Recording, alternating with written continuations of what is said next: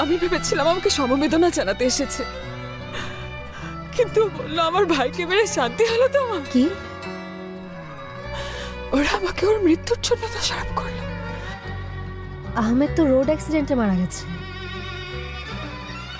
হ্যাঁ, আমরা ঝগড়া করেছিলাম সেদিন। ও আমার উপর রাগ করে গাড়ি চালাচ্ছিল, তখনই অ্যাক্সিডেন্টটা হলো। ও কি সত্যি ড্রাঙ্ক ছিল? সেদিন আমরা একসাথে ডিনার করতে গিয়েছিলাম, তখন ওর ভাই কল দিল আর আমার নামে যাচ্ছে তাই বলা শুরু করলো। আর আহমেদ আমার উপর রেগে গেল আর ড্রিঙ্কস করা শুরু করলো। তারপরও বললো আমি বাবার সাথে গিয়ে কথা বলবো। আমি ওকে বারবার বললাম আহমেদ যেও না, আহমেদ যেও না, কিন্তু ও চলে গেল, আমার কথাই শুনলো না। ও চলে গেল আর এলো না,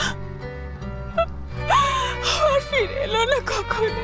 আমাদের ছেড়ে চিরদিনের জন্য হারিয়ে গেল। ঠিক আছে। আহা,